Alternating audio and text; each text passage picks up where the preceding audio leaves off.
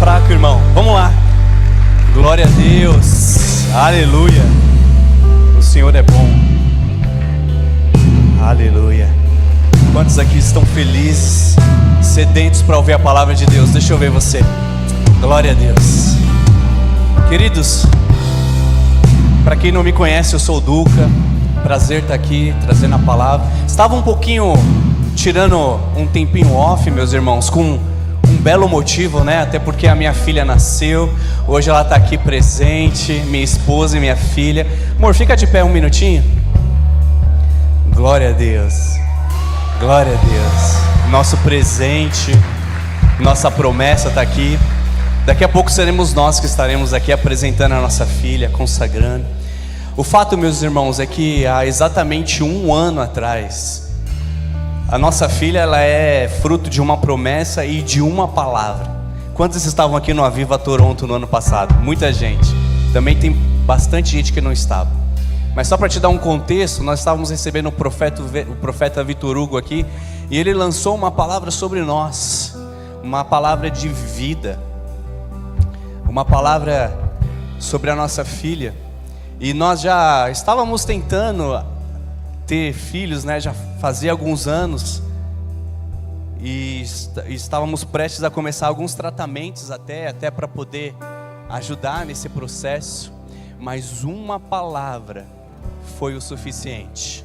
Uma palavra, a mesma palavra que nós cantamos aqui, o nome de Jesus, ele é poderoso para curar, para libertar, para fazer com que aquele que não enxergue passe a enxergar, aquele que não ande passe a andar, aquele que parou de sonhar, que ele volte a sonhar.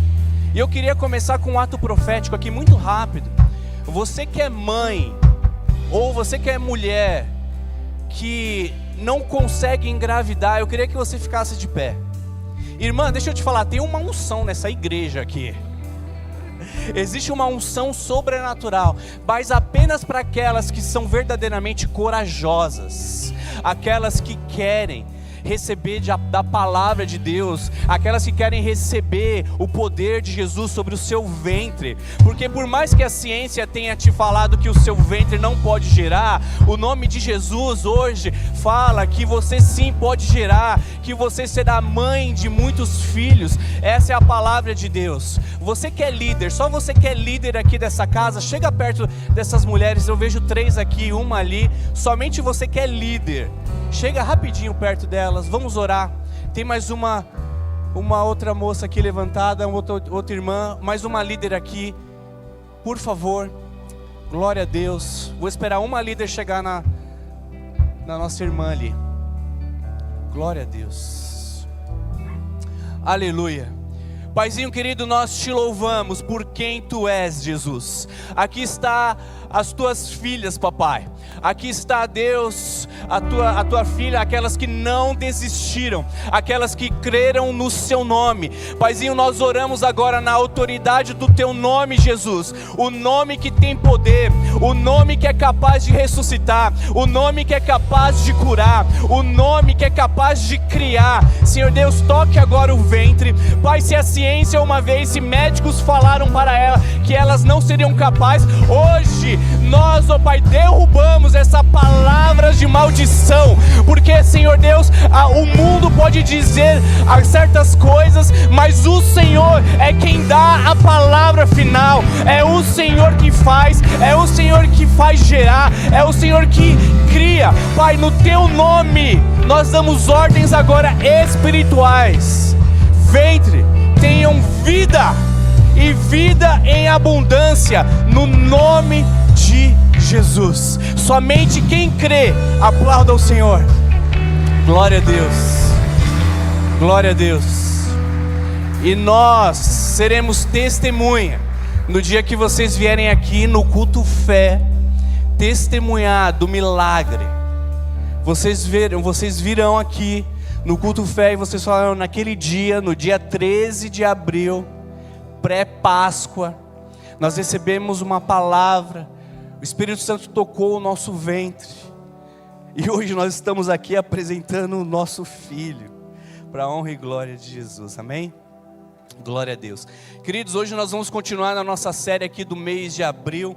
o poder da entrega de Jesus. Porque a entrega dele foi muito grande, principalmente nessa época, a Páscoa. É interessante porque nós como cristãos, nós adoramos o Natal, e o Natal é maravilhoso, eu amo. Só que de fato existem duas datas que são, assim, importantíssimas para nós. Mas eu preciso dizer que a Páscoa, ela é até mais relevante, ou até um pouco mais, assim, importante do que o Natal em si. Porque a Páscoa é o cumprimento daquilo que Jesus veio fazer aqui nessa terra. Por isso que nós estamos nessa série do poder da entrega de Jesus. E hoje o tema da nossa ministração, da palavra de Deus, é o poder da comunhão. Comunhão é muito lindo, irmão. Quantos aqui adoram estar em comunhão? Deixa eu ver. Glória a Deus, é muito bom, não é? Principalmente com pessoas com quem você ama. Geralmente quando você está com pessoas que você não gosta muito, você não consegue ter uma certa comunhão com aquelas pessoas. Mas o fato é que na nossa jornada de fé, quando nós estamos aqui caminhando com Cristo, uma das nossas metas principais precisa ser uma comunhão plena com o nosso Senhor Jesus Cristo. Então coloca isso como meta na sua vida, na sua jornada de fé, plena comunhão com Deus. E o que é comunhão, Duca? Comunhão simplesmente é partilhar da sua vida. Partilhar da sua fé, partilhar de momentos felizes, até de momentos tristes. Partilhar de planejamentos, projetos com seus amigos, com a sua família. Isso é ter comunhão. Quantos aqui participam de um GC? Deixa eu ver, você. Muitos de nós. Tem muitos também que não participam e vocês não sabem o que vocês estão perdendo. Mas dentro do nosso GCs, que acontecem todas as quintas-feiras, existe ali um momento destinado para comunhão. Que por sinal é um dos momentos mais importantes da célula. Que por sinal é um dos momentos ali que a célula mais espera para ter, que é quando nós fazemos ali a oração final da palavra, e então nós vamos ter comunhão com os nossos irmãos. Nós vamos comer, nós vamos partilhar das nossas ideias, nós vamos partilhar dos nossos sonhos, nós vamos partilhar daquilo que o Senhor tem feito nas nossas vidas. Você vai começar a conhecer as pessoas vão te conhecer. E daqui a pouco aquele seu projeto passa a ser não só o seu projeto, mas é um projeto daquele grupo. Aquela alegria não passa a ser mais só a sua alegria, é a alegria de todo mundo. E aí nós passamos a experimentar o que a palavra fala, com que chorai com aqueles que choram, mas também se alegrai com aqueles que se alegram. Isso é ter comunhão. Isso é você partilhar da sua vida. E na Páscoa, nessa mesma época do ano, nós vamos ler lá em Lucas 22, a partir do versículo 14, a última comunhão de Jesus, antes dele ser morto. Quantos aqui arriscam falar qual foi a última comunhão de Jesus antes dele ser morto? Só para ir, irmão. Alguém? Ceia. A Santa Ceia para alguns, ou a Grande Ceia. Mas o fato é que Jesus, o que é mais lindo, meus irmãos, é que Jesus, ele decide fazer a sua última comunhão, ou ele decide ter, Caião, o último tempo ali de alegria com os amigos deles, com os discípulos, perante uma mesa. Ele decide ter uma comunhão antes dele ser sacrificado. E olha o que diz aqui a palavra de Deus. Em Lucas 22, a partir do 14, ele vai falar assim: quando chegou a hora, Jesus e os seus apóstolos reclinaram-se à mesa. Ele lhes disse: desejei ansiosamente comer essa Páscoa com vocês antes de sofrer. Pois eu digo, não comerei dela novamente, até que se cumpra no reino dos céus. Queridos, olha o que está acontecendo aqui. Eu preciso que você imagine a cena. Jesus, junto com os 12, os seus amigos, discípulos, ele decide ali partilhar de momentos ali de alegria, né, de algumas risadas e até de alguns momentos tristes que vai rolar ali, mas o fato é que ele deseja ter a última comunhão, e Jesus sabia que seria a última dele, antes dele ser sacrificado, antes dele ser morto, mas ele decide ter uma comunhão com os seus discípulos, e aí eles preparam um local, com uma mesa grande, farta, Jesus senta à mesa, com seus amigos, e olha as palavras dele, principalmente aqui no versículo 15, ele fala assim: meus irmãos, ou vamos trazer para a linguagem de hoje, meus brothers, vocês não sabem como que eu estava ansioso por esse momento, como que eu estava aqui desejando ter esse momento com vocês. Então para pensar, imagine irmãos, que você saberia que talvez você iria morrer daqui a alguns dias,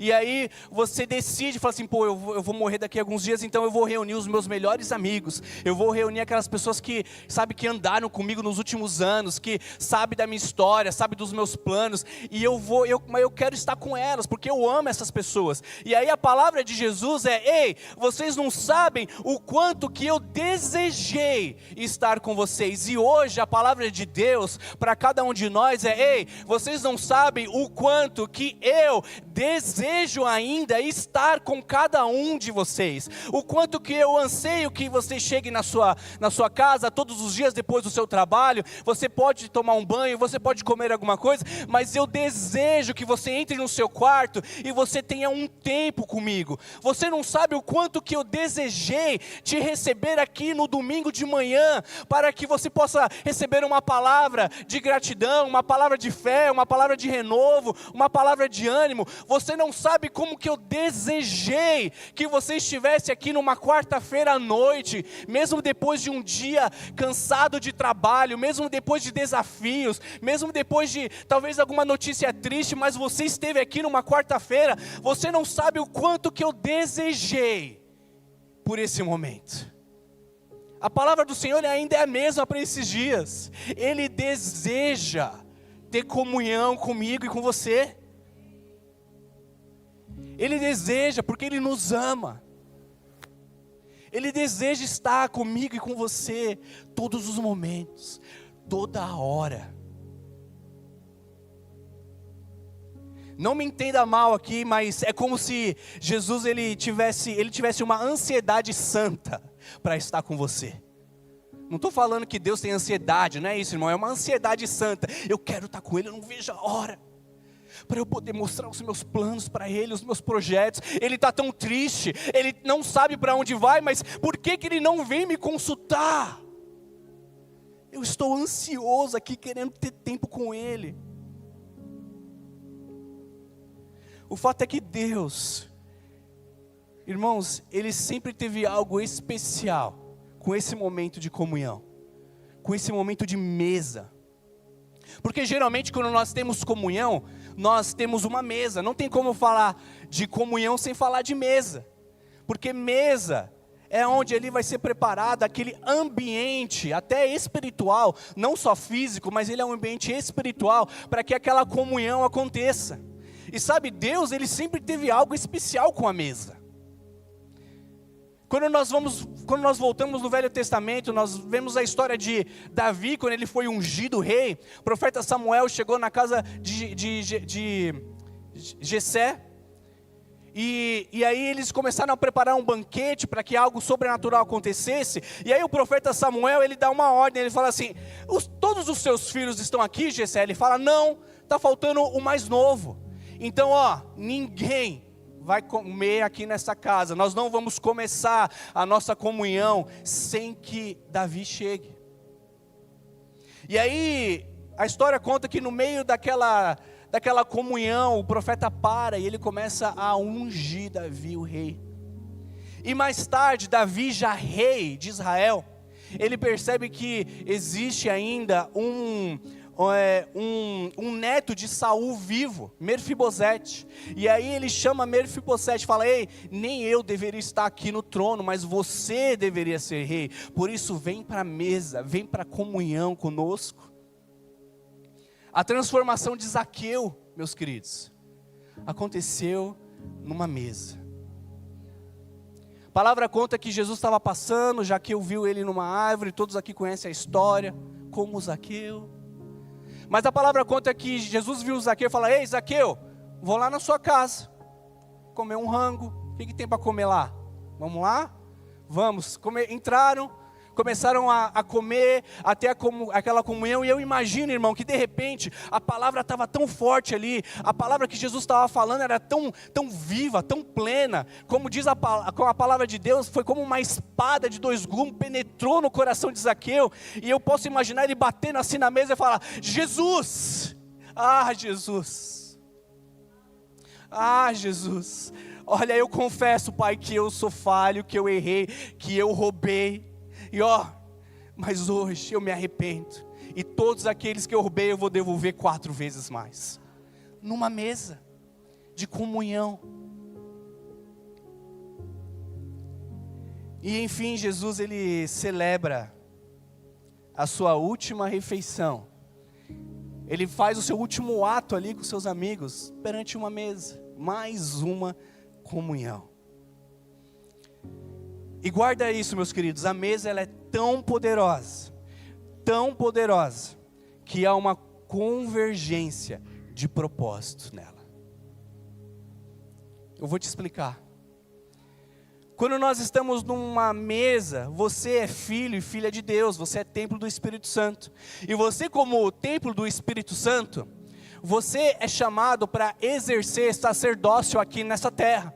Todos nós, a palavra de Deus fala lá em Apocalipse, Ele nos constituiu reino e sacerdotes para servir ao seu Deus Pai. Então você, meu querido e minha querida, é um sacerdote. Quando você é um sacerdote, você consegue fluir debaixo dessa atmosfera de sacerdotes em 3 aspectos. Você precisa exercer o sacerdócio a Deus, que é quando o véu foi rasgado, agora não existe mais um intermediador, é acesso livre, você e Deus. Mas você também precisa fluir no nível de sacerdócio entre os santos, porque a palavra fala que o segundo mandamento mais importante é amarmos uns aos outros como nós mesmos, nós servirmos, nós estamos ali à disposição, a gente amar, a gente se entregar, sacerdócio aos santos. Mas a palavra vai falar também sobre o sacerdócio ao mundo, que é o evangelismo, que é o ide, pregar e discípulo. E na mesa nós conseguimos fluir debaixo dessas 3 atmosferas,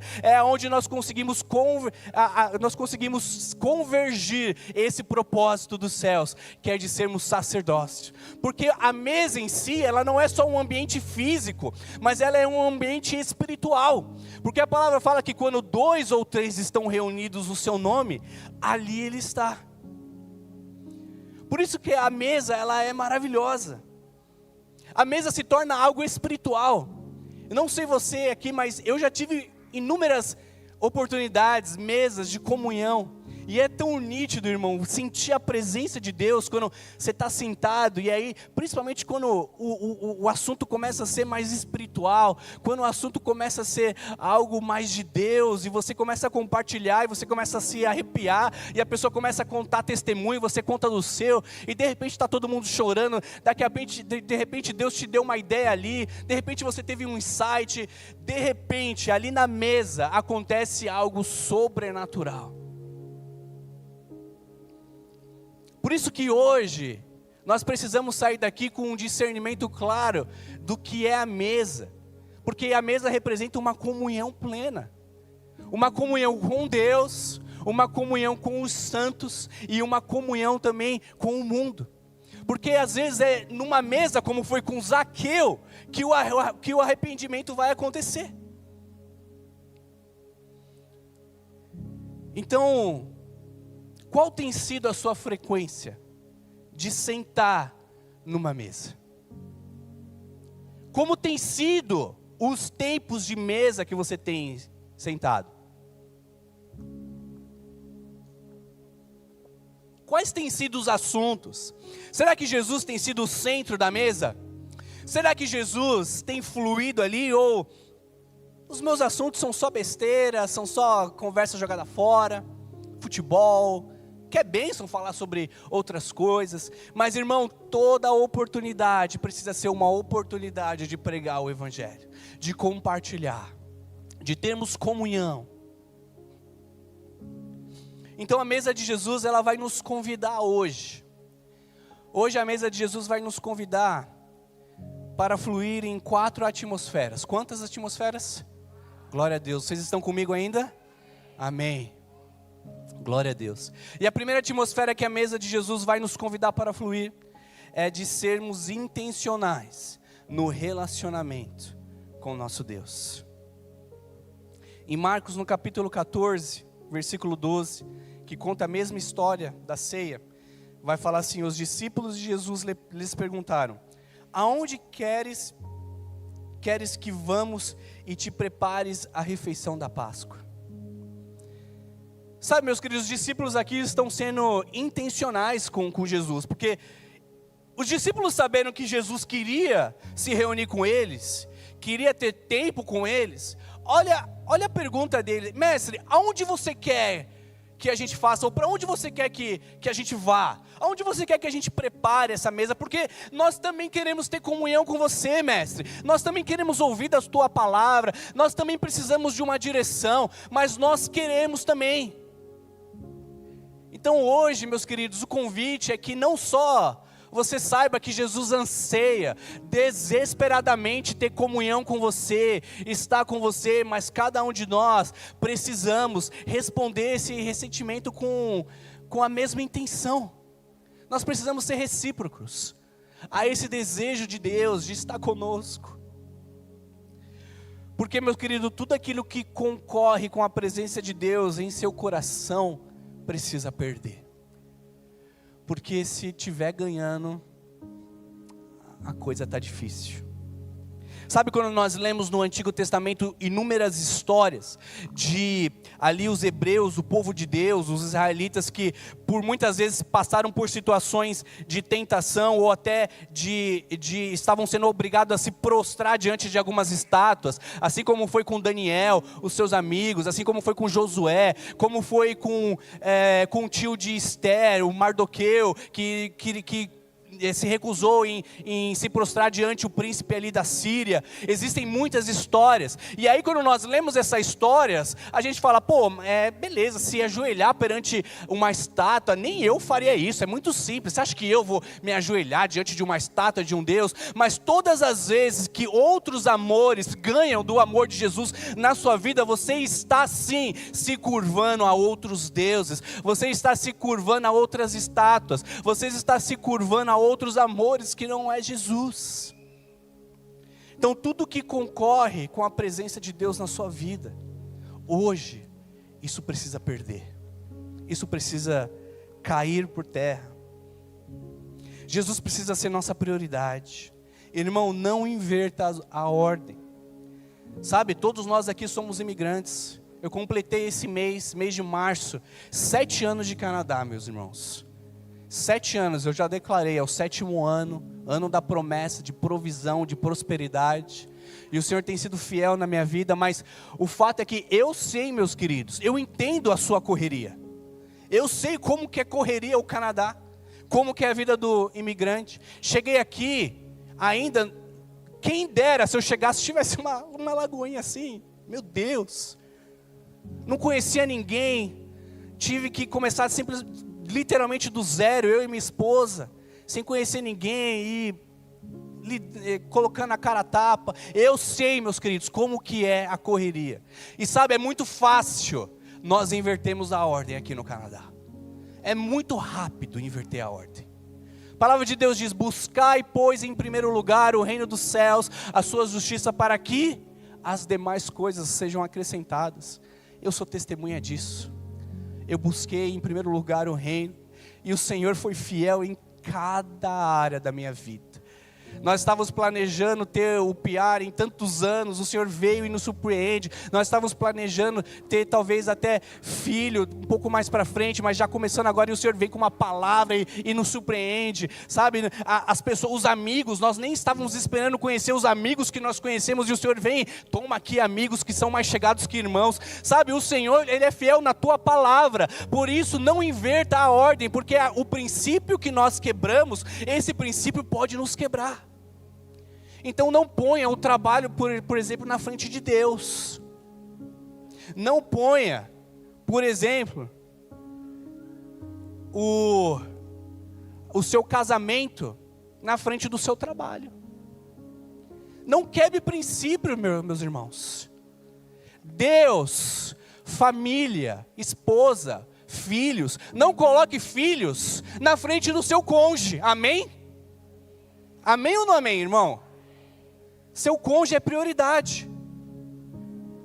Aí depois vem o seu filho. Aí depois vem o seu trabalho. Amém? Amém ou não amém? Glória a Deus. Aí depois vem o ministério, que é diferente de Deus. Deus é em primeiro lugar. Amém?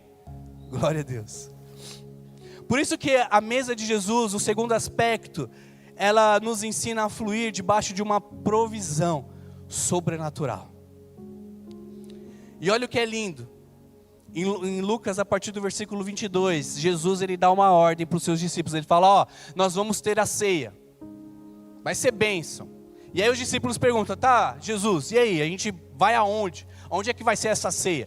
E olha o direcionamento de Jesus. Ele fala, ó, vai até a cidade. E aí quando vocês entrarem na cidade, vocês vão achar um homem segurando um pote de água. Mas não fala nada com ele, só segue ele. Não deixa ele saber que eles estão te seguindo, não. E aí vocês vão seguir eles, espera ele chegar numa casa. E aí ele vai entrar naquela casa, vocês já sabem que o lugar vai ser lá. Beleza? E aí eles, ok. Mas aí Jesus, o que a gente faz? Beleza, aí quando ele entrar na casa, vocês já sabem. E aí vocês vão bater lá naquele lugar e vocês vão falar com o dono. Não é com o cara, com o dono. E aí vocês vão perguntar, vocês vão falar assim pro dono, meu irmão, onde é que está o local que nós vamos nos reunir para tomar ceia? Imagina, irmão, você chegando lá na casa de um cara que você não conhece, num salão aqui de Toronto, você vai bater na porta. Hey, buddy, onde é que é aqui o salão que eu vou jantar com os meus amigos? Mas o fato é que, de alguma forma, a palavra não fala sobre isso, mas, meus irmãos, não tem como nós não imaginarmos que, com certeza, aquele dono daquele estabelecimento já tinha recebido um direcionamento de Deus, através de alguma visão. Ele já estava esperando essa visita. E quando os discípulos chegam naquele ambiente, ele pergunta para aquele dono daquele local e fala, é aqui que nós vamos ceiar? Ele fala, sim, é no andar de cima, pode ir lá, pode ver aquele salão. E ó, aquele salão está todo preparado para vocês. Não é só um salão vazio. Já tem mesa, já tem cadeira, já tem até refeição, já tem lamparina, já tem uma decoração, está preparado para vocês usufruir. 3 pessoas começaram já a entender. E ainda não vou considerar que são 2 pastoras. Irmão, quando eles chegaram lá, já estava tudo preparado. Já estava tudo pronto. A provisão já estava lá. Sabe, quando você tem comunhão, quando você decide sentar à mesa de Jesus, você começa a entender que aquilo que você precisa, aquilo que você necessita, aquilo que você ainda não viu, aquilo que você ainda nem está esperando, Ele já viu, Ele já está preparando para você. Muito antes de você chegar nessa nação, o Senhor já tinha preparado amigos, o Senhor já tinha preparado pessoas, o Senhor já tinha preparado um trabalho para você, o Senhor já tinha preparado um ministério para você, o Senhor já tinha preparado líderes para estar do seu lado, o Senhor já tinha preparado um pastor para estar à frente da sua vida, te dando direcionamento, te dando conselhos. O Senhor já havia preparado, porque na mesa, na comunhão com Jesus, há provisão. Aleluia. Aliás, nós estamos no ano da provisão. Então essa é a palavra de Deus para a minha vida e para a sua vida. A provisão já está preparado. Irmão, não se preocupa. Não se preocupa. Vai acontecer. Eu sou tão prova disso que, depois de até 7 anos de Canadá, talvez eu tive um dos anos mais, um dos começos de ano mais difícil financeiramente. Mas nada faltou, porque a provisão do Senhor estava sobre mim e ainda está. E o terceiro aspecto que o Senhor nos convida hoje, debaixo dessa mesa, é que na mesa é um lugar de comunhão, mas também de intimidade com Deus. Querido, na mesa e quando nós estamos com Deus, São tantos direcionamentos, são tantas revelações. Sabe que muitas vezes o que comemos ali nem é importante, mas o que é importante é com quem nós estamos. Quantos aqui são chefes ou gostam de cozinhar? Deixa eu ver você. Tem muitos aqui, eu vou começar a citar o nome, tem vários. Pastor Henrique, Pastor Felipe, todos são chefe. Nelson aqui é chefe. A Val, tem muitos chefes aqui, meus queridos. O fato é que, se você perguntar para qualquer chefe de cozinha, se eles gostam de cozinhar para eles mesmos, eles vão falar, não gosto muito não. Agora, se é para os outros, cara, é uma delícia cozinhar para os outros, é uma delícia. Imagina você, final de ano, a ceia de Natal, a ceia mais esperada, aguardada, e você como chefe ali, você começa a cozinhar, mas aí você começa a perceber que, não, hoje a ceia é só para mim. Que legal. Não dá, meus queridos. A ceia é para estar com pessoas, é para estar em comunhão. Comunhão é um dos propósitos de Deus para as nossas vidas. Lugar da mesa é lugar de intimidade. Sabe, Carlitos Paz tem uma frase que diz que ninguém constrói algo grande, algo relevante sozinho. E ninguém, meus queridos. Você pode até começar, mas se você permanecer sozinho, a chance daquilo desmoronar é muito grande e rápido ainda. Nós precisamos de pessoas. Quarto aspecto é que nós precisamos fluir debaixo de uma atmosfera que a mesa de Jesus, ela também nos convida para uma generosidade e ainda uma generosidade em abundância. Em Marcos, no capítulo 14, no versículo 22, vai falar assim que enquanto eles comiam, Jesus, ele pegou o pão, deu graças, ele partiu e deu aos seus discípulos, dizendo, tomem, isto é o meu corpo. Então olhem a ordem dos acontecimentos. Jesus, ele pega o pão, ele dá graça, e aí ele parte o pão, e aí ele compartilha do pão, e aí ele entrega o pão aos seus discípulos, e aí depois eles vão comer. Porque é muito normal, né, meus queridos? Nós vamos almoçar, jantar, nós pegamos o nosso prato primeiro, fazemos o nosso prato, e aí a gente ora ali, para quem ora, né? A gente ora ali, e aí já começa a comer. Mas aí Jesus aqui, ele nos ensina algo grandioso sobre a mesa. Ele nos ensina que a mesa também é um lugar de nós exercermos generosidade. É um lugar de nós compartilharmos, é um lugar de nós entregarmos, porque quando nós estamos na mesa, nós estamos ali servindo aos santos, e muitas vezes servir aos santos é entregar, muitas vezes servir aos santos é eu ofertar na vida dele, é eu ali dar direcionamento, é eu ali disponibilizar do meu tempo, sabe, do meu talento para aquela pessoa, é eu compartilhar, é eu exercer generosidade, porque a mesa de Jesus nos ensina, lá principalmente na última grande ceia, ali no último acontecimento, na última grande comunhão, que Jesus, ele veio para se entregar, é o maior ato de generosidade da história, João 3,16, porque Deus amou o mundo de uma maneira tão grande, tão imensa, que deu o seu único filho. Quantos são pais aqui? Fala sério, meu querido. O Ita está ali em cima. Você daria, Ita, sua filha para um desconhecido? Ela ia ter que morrer por um desconhecido. Jamais. Depois que você é pai, você começa a criar esse sentimento, você começa a entender. Jamais.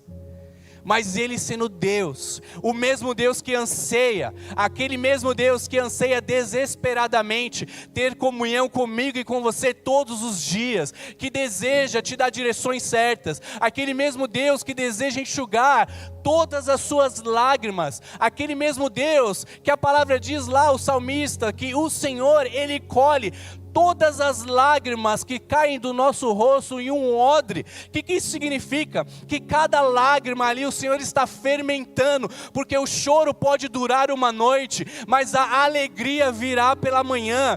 Por isso que a mesa é um lugar de abundância, é um lugar de compartilhar, é um lugar de generosidade, é um lugar onde nós encontramos com nossos irmãos e nós precisamos nos doar naquela mesa, nós precisamos ali compartilhar.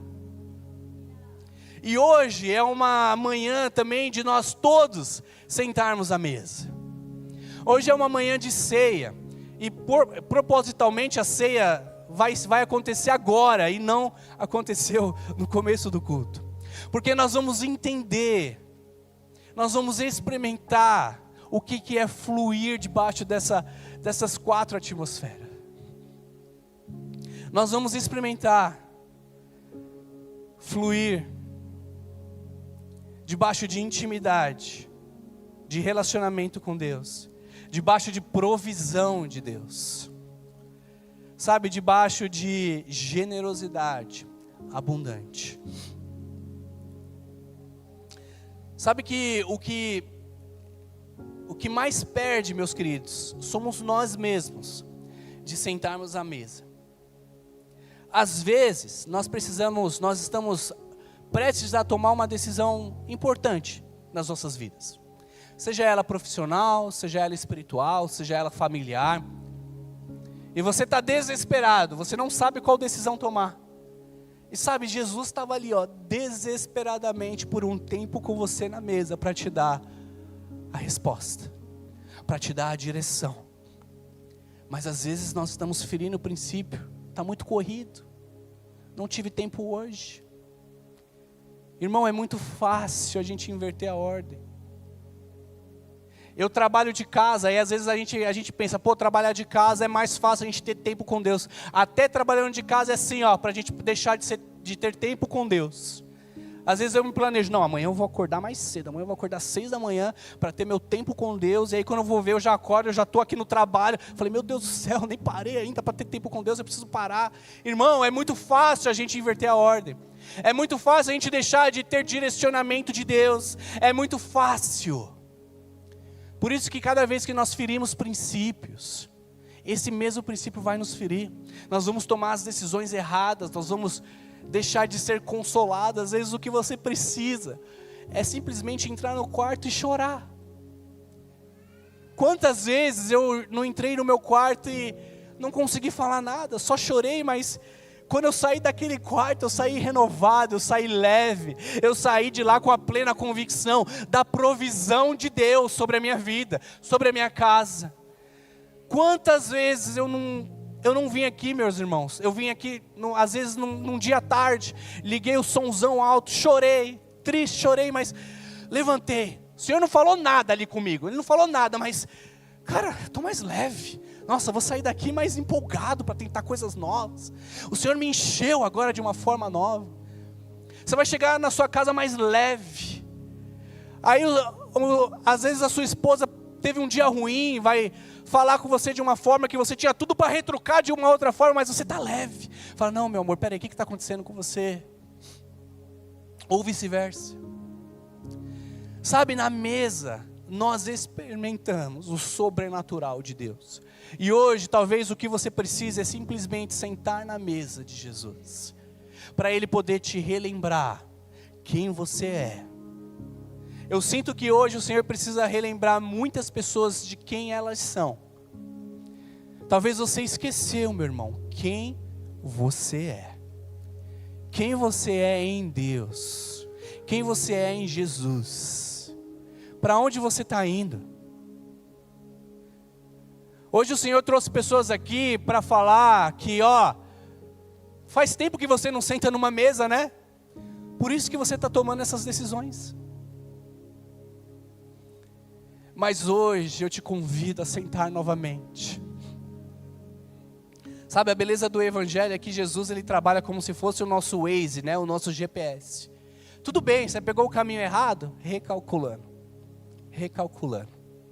A rota é essa, meu amigo. Pô, mas eu entrei de novo errado. Tudo bem, recalculando. E ó, ainda vou cortar um transitinho ainda para você.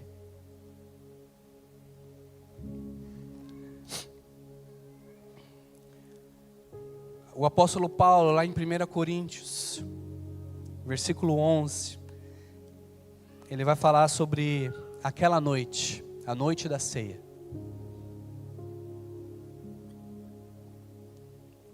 E é um dos acontecimentos mais lindos, porque Paulo vai falar que, pois recebi do Senhor o que também lhe entreguei, que o Senhor Jesus, na noite em que ele foi traído, ele pegou do pão, deu graça e o partiu. Por isso que hoje nós vamos sentar à mesa e nós vamos ceiar agora. Quantos aqui não pegaram a ceia e desejam ceiar? Levanta a sua mão lá no alto. Sabe, queridos, a ceia representa um momento de comunhão, como nós falamos agora. Todos esses aspectos de nós fluirmos por debaixo de relacionamento, de intimidade, de comunhão, de provisão, de generosidade. Mas o maior simbolismo da ceia de Jesus Cristo é que Ele se entregou por mim e por você. É o maior simbolismo, o que maior representa a ceia. E cada vez que você decide ceiar, que é um momento espiritual, que é um momento profético, você não está declarando que eu estou aqui ceiando porque eu gostei dessa história. Não é para um grupo seletivo de pessoas, é para todos aqueles que reconhecem, que sabe que precisa sentar na mesa com Jesus, para aqueles que decidem falar, não, eu não quero mais tomar as minhas decisões, eu preciso diariamente sentar numa mesa com Jesus, com pessoas, com os santos da igreja, eu preciso estar em comunhão todos os dias, para tomar as melhores decisões, para poder parar de errar, para poder parar de tomar decisões que não são minhas. Eu preciso sentar na mesa de Jesus, para receber o consolo do Espírito Santo. Eu preciso sentar à mesa de Jesus para poder experimentar de milagres na minha vida. Eu preciso sentar na mesa de Jesus para poder ver o paralítico andar, para poder ver o cego enxergar, para poder ali presenciar da palavra de Deus que é viva, santa e eficaz, sendo penetrada no coração de cada irmão. Então a ceia é para esse grupo de pessoas que decidiram por Jesus, que decidiram fazer o J de Jesus. Portanto, se você ainda decide, se você ainda não pegou, tem alguém ainda que não pegou, levanta a sua mão. Glória a Deus. Irmãos, vamos ficar de pé.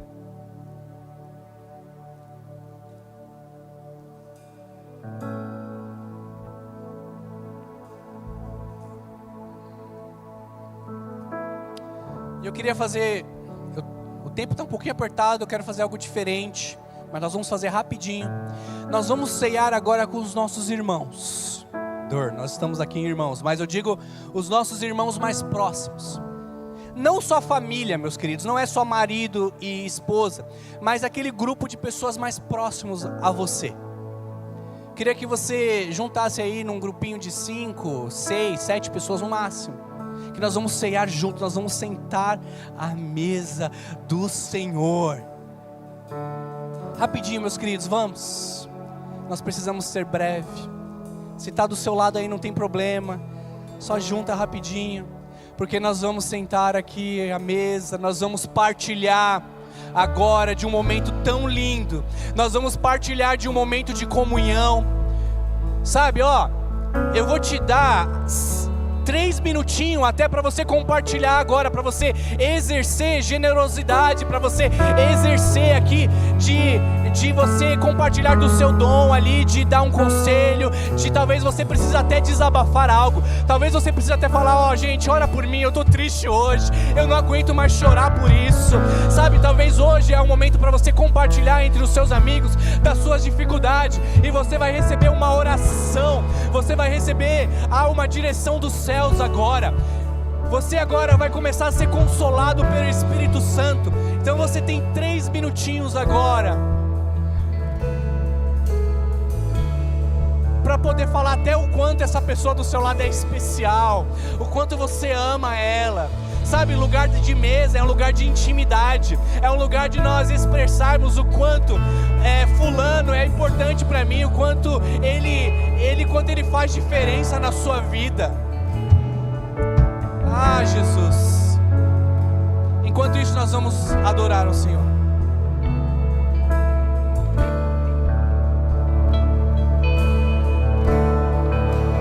Tudo que eu tenho é teu, Cristo. Tudo que eu sou é teu, Filho. Minha casa, meu dinheiro, meu destino por inteiro, tudo é teu. Tudo que eu tenho, tudo que eu tenho é teu, Cristo. Tudo que eu sou é teu, Filho. Minha casa, meu dinheiro, meu destino, tudo inteiro, tudo é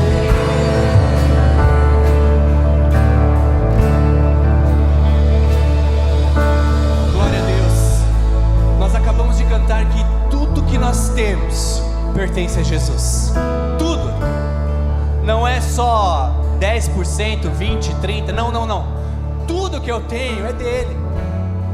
Então você vai destacar agora aqui o pão, porque o pão representa a entrega de Jesus. O pão representa o corpo dele que foi moído naquela cruz, que foi ali castigado, que foi sangrado ali, que sabe, que foi apedrejado, recebeu ali tantas chibatadas, foi tanto sangue derramado. Mas o fato é que o pão, Jesus, ele partiu do pão. Então você vai partir agora do pão e você vai trocar agora com a pessoa aí do seu lado, do seu grupo, como um ato de generosidade, como um ato profético. Eu sei que é pequenininho o pão, gente, mas parte aí que dá. Parte aí que dá, amém? Por isso está representando que até o pouco que você tem, você vai compartilhar. Até o pouco que tem, você vai compartilhar. Sabe, meus queridos, uma das maiores belezas da mesa de Jesus é que nós compartilhamos, é que nós somos generosos, é que mesmo na dificuldade do meu irmão, eu sou generoso, é que quando o meu irmão fala que ele não tem dinheiro para pagar o aluguel, eu vou ajudar ele a pagar o aluguel, é que quando o meu irmão, quando a gente sai para comer um lanche, não, hoje eu vou pagar a conta, porque nós estamos numa mesa, nós estamos numa comunhão, e eu quero exercer generosidade. Então na noite em que o Senhor foi traído, Ele pegou do pão, partiu, e tendo dado graça, Ele disse: esse é o meu corpo. Porque todas as vezes que você comer do pão e você beber do cálice, vocês estão anunciando a vinda de Cristo, até aquele dia chegar. Por isso, Jesus, aqui está o teu corpo. Pai, nós agora consagramos, ó Pai, o pão, representando o seu corpo, ó Pai, também dizendo que nós nos incluímos na cruz. Já não somos nós mesmos que vivemos, mas é o Senhor que vive em nós. Já não são os nossos sonhos, já não são os nossos projetos, já não são os nossos desejos, mas precisa ser o seu desejo em nossas vidas. Nós te louvamos pelo maior sacrifício, nós te louvamos pelo maior ato de generosidade nunca antes visto, que foi a sua entrega. Por isso, ó Pai, nós consagramos o pão agora, no nome de Jesus.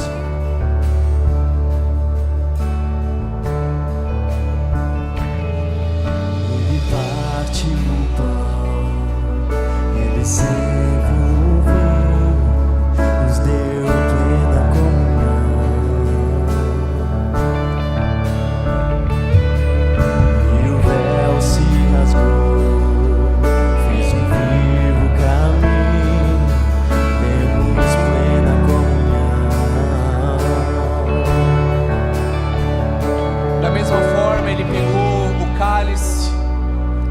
Ele pegou o suco da uva, representando o seu sangue.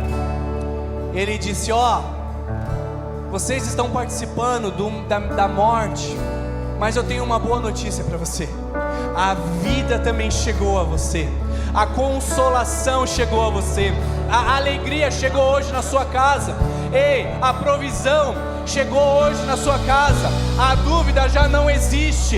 Ei, abra um caminho no deserto, porque a água vai descer sobre a sua vida, sobre a sua casa. O papel que não saiu, hoje o Senhor está destravando, hoje o Senhor está mandando provisão, hoje o Senhor está trazendo nova alegria, novo ânimo, novo consolo. A perda já se foi, o dia de luto já passou, e hoje o Senhor entrega uma nova aliança.